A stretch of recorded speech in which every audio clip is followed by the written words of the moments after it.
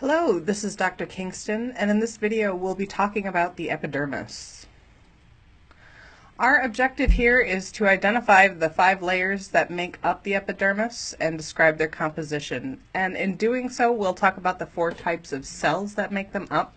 And specifically, we'll talk about keratinocyte cells, how they change, and what they're doing as they move from deep to superficial layers. Now, just a quick review for you here. Remember, the integument is made up of 3 layers. The superficial most or outermost 2, the epidermis and dermis, make up the skin, and then we have the hypodermis making up the subcutaneous tissue. This video we're going to be focusing on the epidermis, so the outermost epithelial layer, made up of mostly dead keratin-filled cells here, and again, avascular, so all of our blood vessels are staying down in the dermis.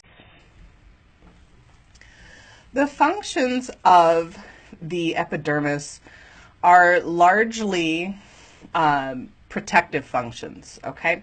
So these keratin-filled cells here are protecting us from bumping into things in the outside world. So they're protecting us from abrasion, from friction, from invaders, infection. They provide shock absorption and shelter us from UV rays. And they're providing that permeability barrier that, again, is going to keep our liquids inside. All right, it does have some additional functions here. So it is a regulatory apparatus in that it kicks off the chain of events that lead to vitamin D synthesis. And it also has a number of sensory functions here as well. So we interact with our outside environment using our epidermis. So it does have some tactile sensors and some temperature sensors as well. There are 4 types of cells that make up the epidermis. Of these, the most populous are the keratinocytes, those cells that produce keratin protein.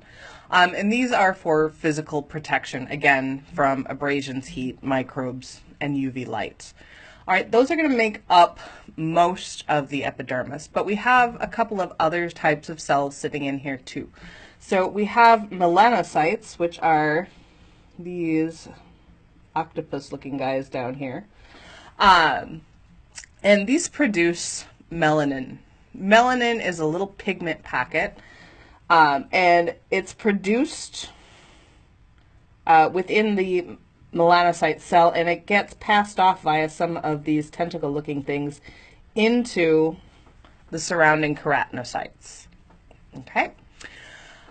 In addition, we also have some tactile cells here too. We have in the epidermis what's called a Merkel complex, and it's called a complex because it's 2 cells working as one sensory receptor. In the epidermis is where we find the tactile cell, so this blue cell here, okay, this senses changes in pressure. So when you touch it, it activates, depolarizes, and then it passes that charge down here to its nerve counterpart. All right, we also have a number of intraepidermal macrophages, also called Langerhans cells, that hang out in the epidermis. We don't see them pictured here, but these are typically traveling in the interstitial space here, and being they are macrophages, they like to find things that don't belong there, and then they eat them. Nom. Okay, they're like Pac-Man. So in this way, they keep the epidermis free and clear of any sort of invading pathogens. All right, so those keratinocyte cells are what are really providing most of the physical protection that the epidermis offers. They, as I was saying before, fill with that keratin protein as they mature. And keratin is not just found in these epidermal cells. It's also that same tough protein that we see making up hair, nails, and not on humans, obviously, but feathers and horns, etc. Okay, so very tough protein. Now, the way these cells provide this physical protection, they have a couple different ways of doing this. Number one is how they're arranged. So these arrange themselves in what's called a stratified squamous epithelium, which is a very fancy way of saying that we have a number of layers. So check out how many layers we've got here. Lots of layers of cells stacked on cells. And the way these cells are shaped kind of interlocks with each other, okay? So there's lots of overlapping, lots of interlocking, and lots of layers, okay? So they provide physical protection that way. The other thing that is happening here is these cells are very frequently replaced, all right? So we have new cells being generated down here toward the basement membrane where I'm circling. And these cells up here at the surface of the skin are being sloughed off. So you can think of this as being a little bit of a conveyor belt where we've got new cells being generated down here and they are traveling up until they are sloughed off. Okay, so lots of layers, interlocking cells, and very frequent replacement is one some key ways that these are providing physical protection for us. All right, the cycle in which this happens is just simply called the keratinocyte cycle, and it can take anywhere from 4 to 6 weeks from a newly formed cell to make its way up through all those layers to be sloughed off, okay? So the process here is pretty simple. We have a number of little stem cells down here near the basement membrane, okay? Remember, epidermis is epithelium, so it has a basement membrane. These are produced by just mitosis, okay? So the cells split in half, we get a new keratinocyte. As it is pushed upward here, it is going to accumulate keratin inside of it, okay? So by the time they get up here, they have a lot of keratin filling them up. What's also happening as they're moved up here is they're moved away from their blood supply. So remember, we have all of our blood vessels down here in the dermis.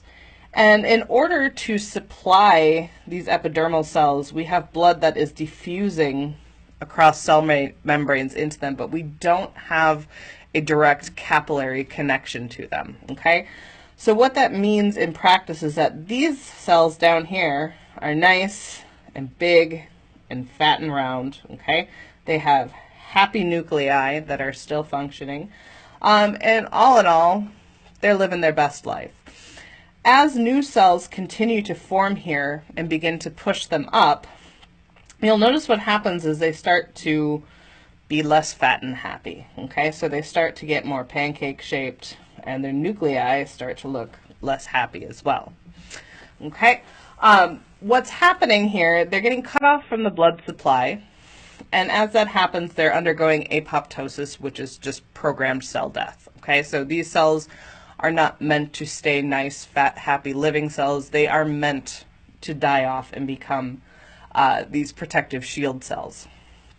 Okay, so the cells die off as they're moving upward here, and then eventually they are sloughed off, shed, pushed off that upper layer. This produces a positive feedback loop. Okay, so cells down here in our basement membrane layer are producing new keratinocytes for everyone that is sloughed off, okay? So the more cells that are sloughed off, the more new ones are going to form to replace them, okay?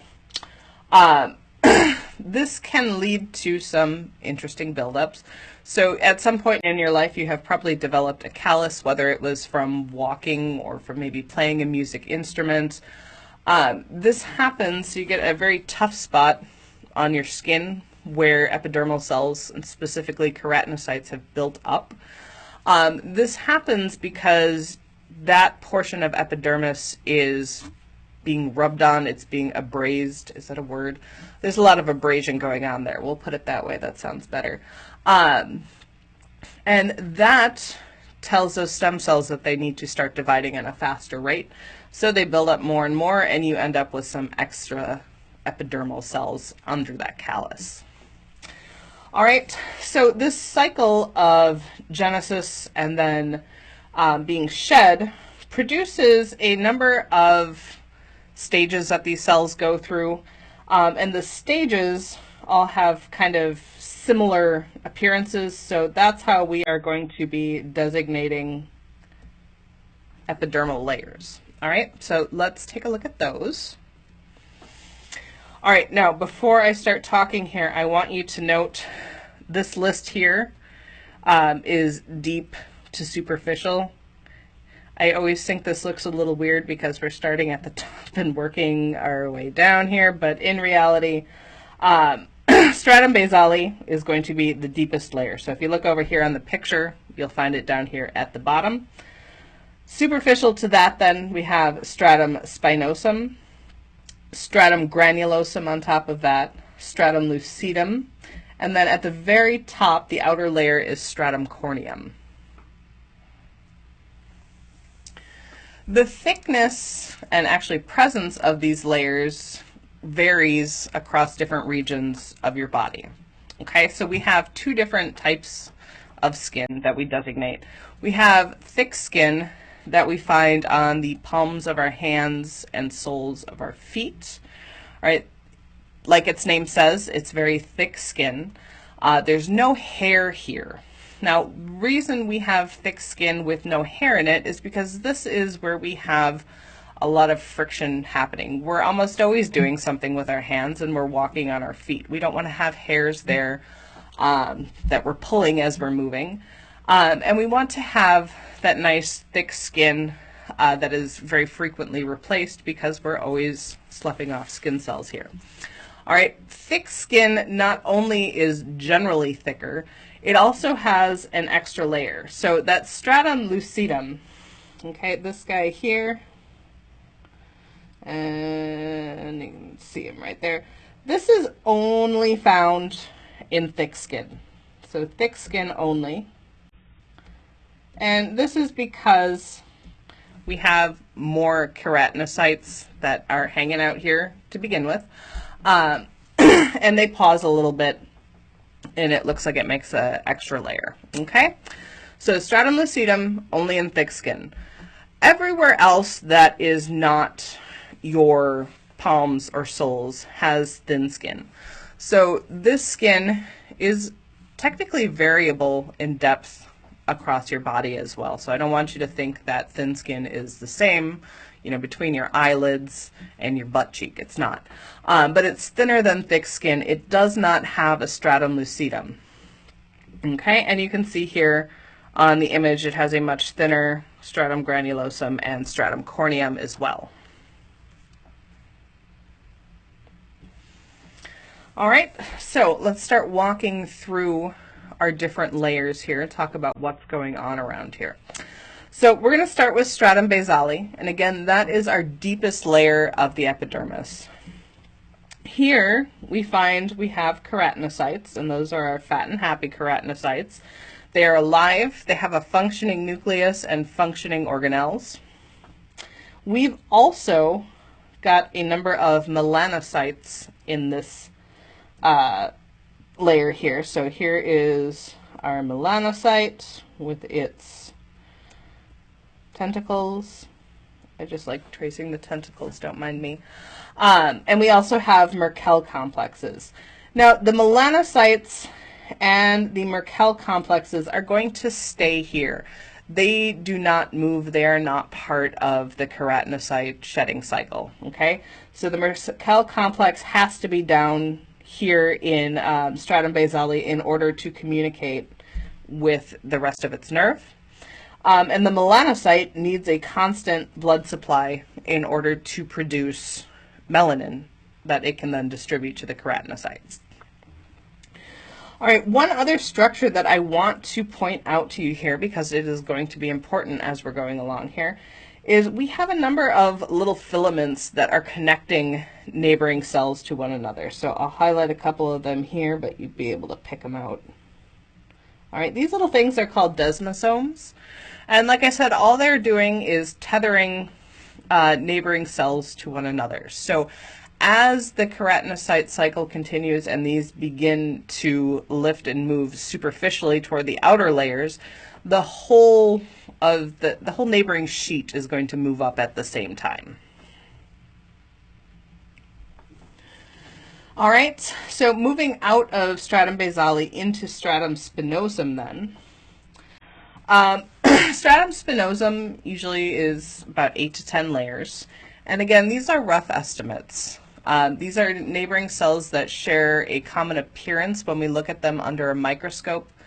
And they share their appearance due to specific things happening to them at this time. All right, so cells that are in stratum spinosum are still currently alive. So they are still able to diffuse enough nutrients up from the dermis to keep themselves alive. They have a functioning nucleus and organelles, and they are still fairly round. Okay, but I want you to notice these deep cells here are much more nice and round than these guys up here. So the farther they're moving up, the larger and more pancake-like they are getting. The other thing that we are finding here in stratum spinosum, again, are those intraepidermal macrophages. And again, you don't see them in these pictures here, but we like to imagine them as Pac-Man. Mop, mop, mop. So stratum spinosum has kind of a strange name. I just told you that these are still mostly, nice round cells. They don't look particularly spiny. They actually get their name, and this is true of most of these layers, they've gotten their names from things that happen to them during histological prep. We look at cells under a microscope, so in order to do that, we have to stain them and make them visible. In order to look at cells that have been stained, you need to prepare them in such a way that forces the water out of the cell so that the stain and the preparation can enter the cell, okay? This typically means you're putting them in alcohol baths that force the water out. So pushing water out, pushing alcohol in, it changes the appearance of the cells, okay? And what happens specifically with the keratinocytes here is that they start to deflate a little bit, and as they deflate, they are pulling in on themselves like this,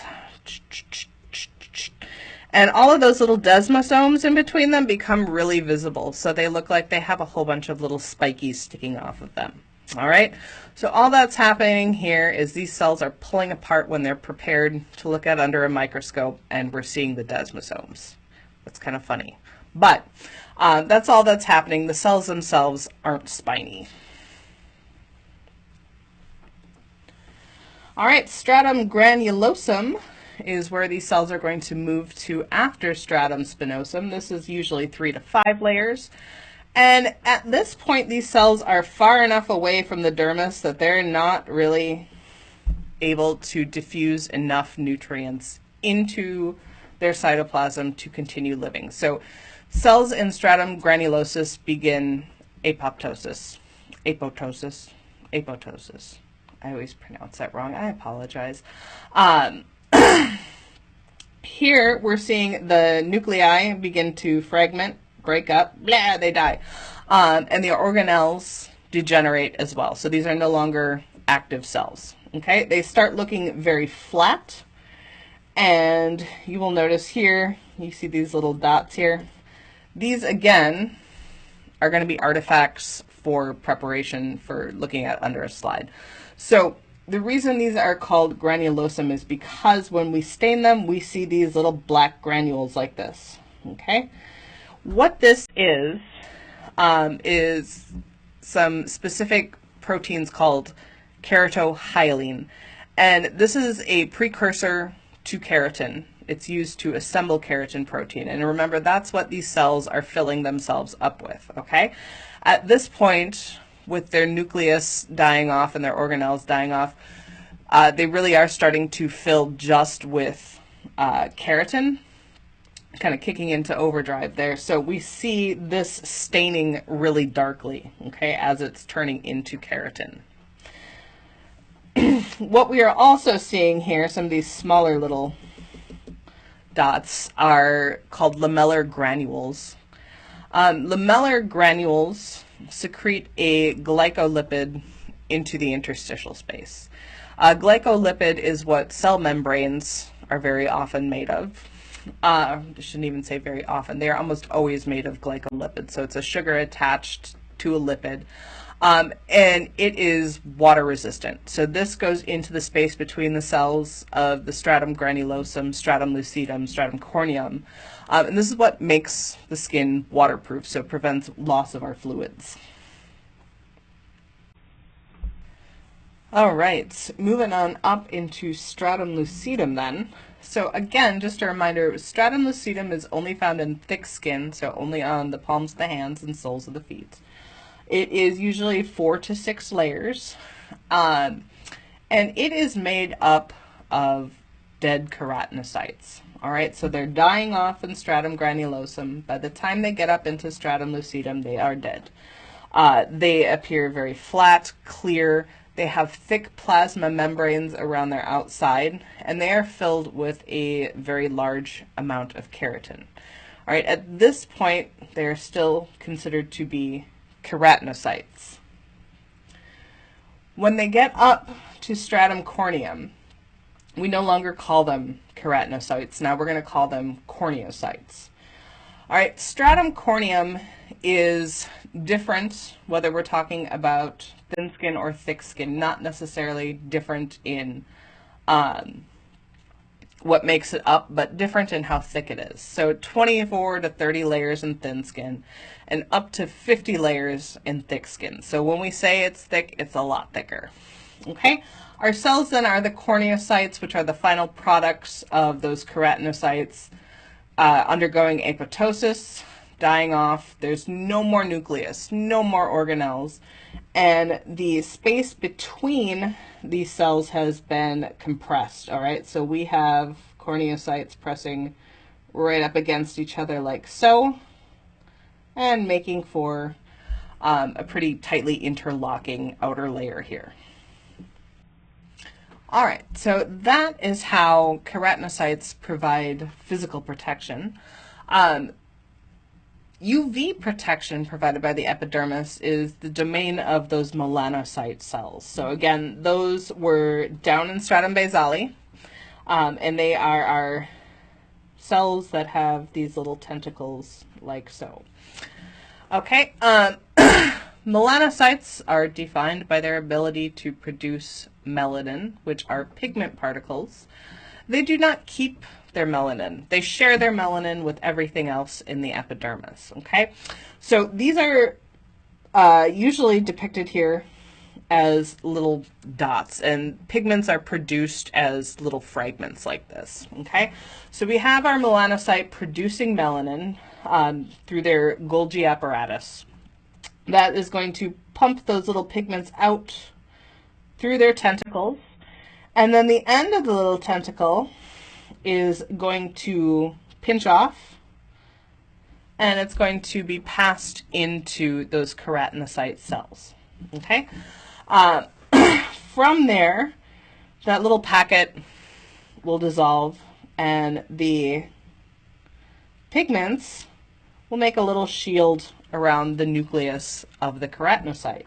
All right, so we can see that happening here. And this, when UV rays strike the skin, they will come in and get bounced back off by those pigments. All right, so the more melanin you have floating around in your keratinocyte cells, the better protection you're going to have from UV rays.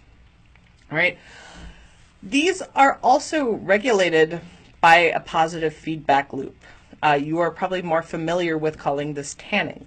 So the more UV rays strike the skin, the keratinocytes are going to send out little chemical messengers down to the melanocytes, and the melanocytes are going to start pumping out more melanin, okay?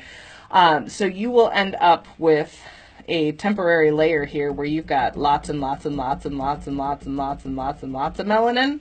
and then less behind it. So here, when this gets up to the top, this layer here where you've got all this excess melanin, that will look tan.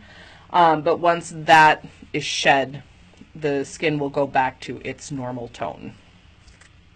All right, our last function here is tactile sensation, and this is the domain of Merkel complexes, most of all in the epidermis. All right, so the Merkel cells, as I was saying, are tactile epithelial cells.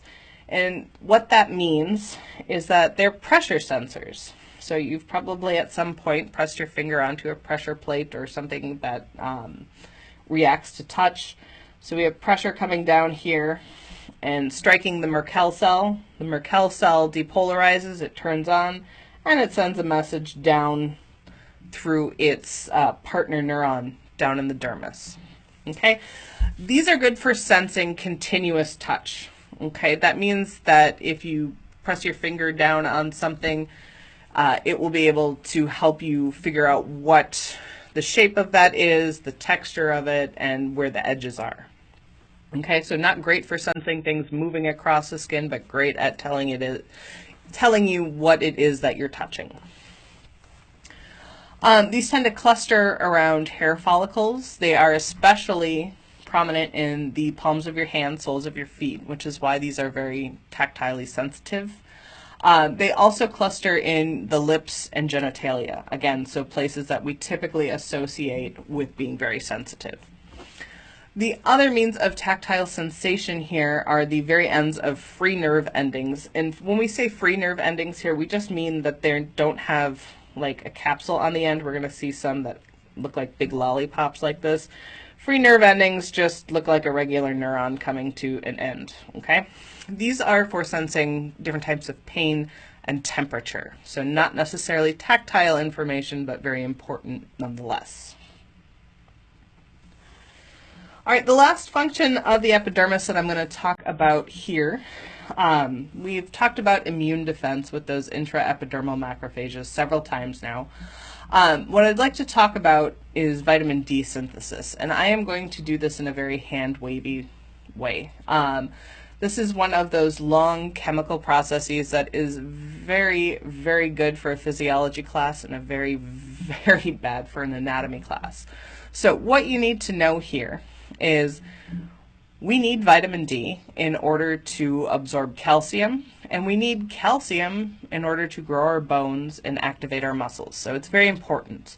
The chain reaction that ends up with us being able to absorb calcium begins in the epidermis. So within those keratinocyte cells, when they're exposed to UVB light, they produce a precursor to active vitamin D. So they're just secreting this into the interstitial space, and it's going to get picked up by blood vessels down in the dermis. Okay? That is going to get carried to the liver and the kidneys, and they're going to produce the rest of the vitamin D. Okay? So this is just the first step. All right? So big reason why we need to go out into the sun. We need to expose our keratinocytes to UVB light so they can produce the first step in producing vitamin D, and then your liver and kidneys will finish off the job. All right, and let's end this with a practice question then. Which layer of the epidermis do keratinocytes begin apoptosis?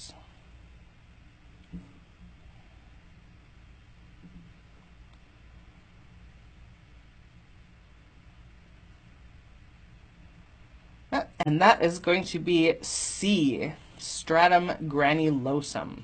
This is the first place where they are too far away from the dermis to effectively absorb nutrients from the blood there. And that is going to bring us to the end. Thank you for joining me.